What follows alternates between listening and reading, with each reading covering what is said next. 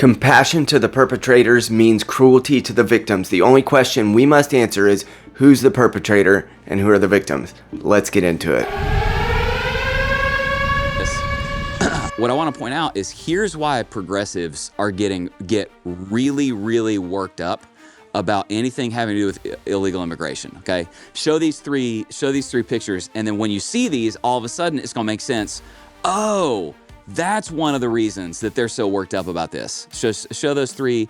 So number one, this is the voting tally on a proposal for someone to have to show proof of American citizenship to vote. Okay, that's all this is. And what you have is every single Democratic political leader except 198 voted against it.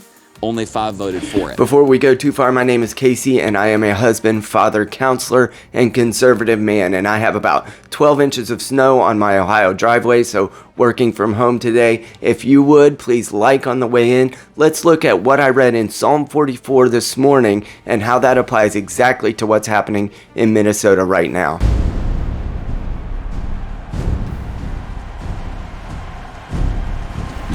I should say that as my background in psychology and my current study in psychology is leading me down the path of understanding a little bit about how this radicalization is being manipulated from the top and then trickling down into people who end up being the victims of political theater. And I would love it if the types of things that have been happening in Minnesota did not claim more victims. But we must ask ourselves, which side are we going to place in the political and in the biblical orientation of being the victim in this situation? Because we were the victims as the American people of the Biden wave of millions and millions of immigrants that came and are really, as has been evident in Minnesota, taking advantage and corrupting a system which was intended to support the American people. And I think that the Bible is pretty clear about the fact that nations are a godly good and they do exist for the purpose of the best practices for the people of that nation. And asking people to assimilate into different countries or different people groups can be very difficult, but possible if you would like to see the example of Ruth. Immigrate, like Trump's deportation plan as a kind of existential threat to the left. Do you think that's right? Like, in other words, like definitely, their whole system is built on, illegals to voting and all that kind of stuff. And so this is actually like this is a kill shot at some level for like electoral viability if we can actually remove the illegals. It's election integrity, it's census results, padding the census. Ruth said, "Your people will be my people and your God will be my God. And if you are willing to come into our country and convert to Christianity, not by force, but by foresight and thought, then I would be more than willing to have millions of people come be our neighbors. And even if you are an immigrant in need or you actually are seeking asylum legitimately, I believe it is our calling as believers to love those people and love them with compassion, even when they have sinned, because we all have and we all deserve some grace in that. However, when the corruption and the manipulation of political systems and the words and rhetoric of people like Tim Walz and Jacob Frey are pointing more towards civil war than they are civil obedience in any way, then it is time to consider that we might actually be the puppets and people are pulling the strings. And yes, lives have been lost in that. And I directly attribute that to the political left who has called their people out to the streets when immigration and customs enforcement has been attempting to perform legitimate federal actions on the part of the people who voted this administration into power. When you directly call people to go out and to protest and obstruct and get in the way of that, I blame one side for casting these people and their lives into such little meaning that you would put them out in harm's way. And that is a disgusting act on the part of a governor who is even leaving office because he might be complicit in a corruption ring. He's the one who can take the slings and arrows because he has no risk of re-election or this costing him in any way. And so be very cautious about whether you take Tim Walz's statements or his tough guy attitude as being gospel or something, because he is actually the sacrificial lamb that they're pushing out there and saying, well, Tim, you're just going to have to take the L on this because the corruption runs too deep and you don't need to be reelected. So go forth, be the tough guy, play the tough guy against the administration. And that has cost real human lives. That was when he said he's not going to run for re-election because of the fraud. He needs, of all people in the country, he needs the subject to be changed. Right. Yeah.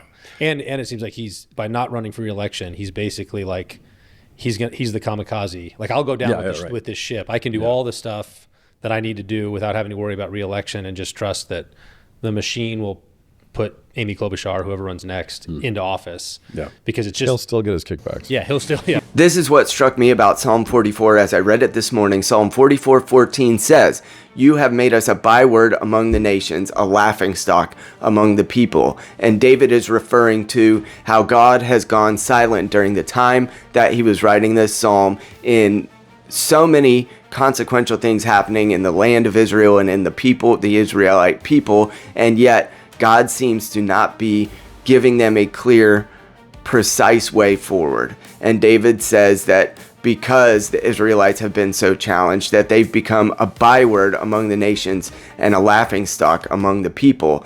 Now, this isn't just because God had some type of stream of consciousness that pointed to him in a different direction. God was obviously intentionally silent during this period, and I believe that can be attributed to the fact that Israel was not faithful. God often talks about how their unfaithfulness to him and their worship of idols has pointed him in a direction of giving them sort of the natural law consequence of their behavior. And in this case, it was God's silence and during a time of their great need. And so if we as a country, or people who are Christians within America, want to have the utmost of God's precise and pointed will into the situations like what's going on in Minnesota, we must repent of our sins and come back to him in ways that would make us more aligned with his will. And that would be the best opportunity that we could have for God to show his face in this situation and give us a direction forward where we might actually be a people unified again, an American first people who are pointing to the cross and the guardrails of Christianity as a way to try to treat each other with respect and dignity, while also respecting the value of human life and not wanting to see our fellow countrymen and women of all people on the front lines of this going into situations where they're putting their lives at risk. Do you think that play will run? My sense is that normies last time caught on after about 2 years. 1 year in the basement, and where they started watching questionable YouTube videos. Yeah. Wait a minute. And it took a while, but about 2 years to catch on. And this appears to have been about 20 minutes before everybody said, no, this... I think everybody's had it. This is what verse 10 says, which again struck me perfectly. And I hate it when people do this, but I actually did just open up to Psalm 44 this morning. So I don't know what kind of providence that may have been, but look at what verse 10 says. This is a nation who has been invaded by political anarchy, administrative nonsense, incompetence, and ideologically captured individuals, and God sort of removed his protection from them. Look what it says in verse 10. "You have made us turn back from the foe. Those who hate us have taken spoil." Does that not sound a lot like what has been going on in our political theater over the last several years since the Biden wave? Direction. It would take incredibly bad things to happen from the right against immigrants for it to start to correct. And we're just nowhere near that. So I don't think the current play doesn't work at all. From the ivory towers, Tim Walz and Jacob Frey have insulation from everything and everyone that they are pointing in the direction of this mob action. But they have political security, personal security. They have government security protecting them. They have political distance, especially Tim Walz, as he is not rerunning for election as governor there. He has insulation, and they have no direct exposure to the risk. So If you want to have brass nuts and go out there and start to give all these directions for people to be riotous, then you better be prepared to go see and be a part of the consequences of that action. And I don't want anyone to riot, but the people who are pointing these rioters in the direction of the ICE actions that are going on in Minnesota are insulated from the consequences. Be very careful. And you could even say that the Trump administration has insulation from the consequences of the ICE raids. However, they are electorally responsible. So if Republicans wanted to be reelected, they will have these ICE actions on their rap sheet. And so if we have an administration that has interest in being reelected versus an administration that has no interest in reelection, then you must be very careful, because one will have political cost, one will have electoral cost, and one does not. And I think And a lot of idiots on the right are doing them a favor. Yeah, doing them a solid. there are actual sincere morons over there. There are also people running an op over there where they're trying to get this to go. But even as morally horrendous as that is, I don't think psychologically, culturally, it's going to work. Here is some of the good news. In verse 17 of Psalm 44, it says, "All this has come upon us, though we have not forgotten you," meaning we have not forgotten God. And if we are able to point our lives and our free will and our desires in the direction of godliness, in the direction of having appropriately placed compassion, then we may be able to filter our way through this situation, and it may just be another bump in the road on our way to siphoning through what the new America is going to look like. Because let's be honest, the post-war consensus seems like it has been put to rest, and now that political power seems to be evidently what's going to drive the bus, as Trump made clear at the WEF last week, we must be able to come to grips with the fact that we can just do things, and that having America First sets of policies, along with the desire to have Christian nationalism, a Christian nation, not by force, but by choice and consent of free will, we must get to what is an American, what is the new America going to look like, and how do we do this in a fashion that would compel people to want the love and sanctity of the church, which they have dashed and torn asunder, as evidenced by Don Lemon and others just walking through the front door and trying to disrupt exactly the sanctuary of God's people. How do you break through propaganda, especially because again, I think that there's a certain type of person who just like swallows that.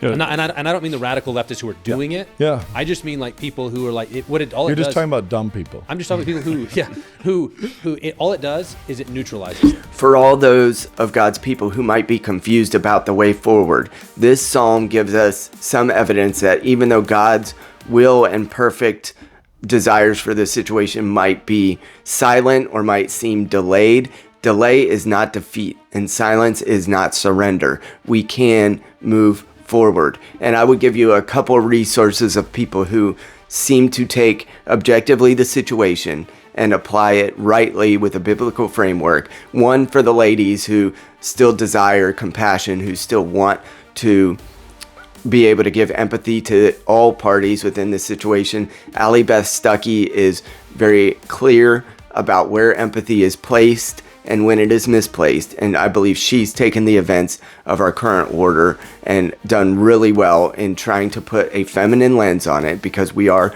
a balancing act between masculine and feminine, and she has put the right things, the right priorities in order. For the masculine side, Josh Howerton has been the pastor that we don't deserve, but I would wish for everyone's churches, in that he takes biblical framing, he takes biblical understanding and knowledge, and he applies it forthrightly to current events and current situations. I know personally, and for a great many out here, our pastors may at least defer some of these current events, and they try at their best to go very expository and exposing what's within the Bible, but they may not exactly say, this is how it relates to what's going on in the world today. And so Josh Howerton, at Lake Point Church in Texas, I believe, is doing a great job. You should definitely check out. They have a pod, whatever. If you can listen, that is a masculine view of political and biblical theater that's going on right now. Someone who is Ivy League educated that also has oftentimes a very good Catholic but also very wise view of politics first, he sort of goes, and then into the biblical framing is Michael Knowles. He, of course, is one of the podcasters for the Daily Wire, and because of the framing of his education, he can take sort of the high T view of what's going on in political theater right now, and he applies his understanding of the political first and then brings his Catholic worldview into it. God sees his people that are overwhelmed, and he sees the leaders who are using outrage to foment worsening consequences. God values the lives that are being put at risk for political theater, and God will have his way. The truth is undefeated. Faith will become sight, and history will not be kind to those who mistook moral language for moral authority.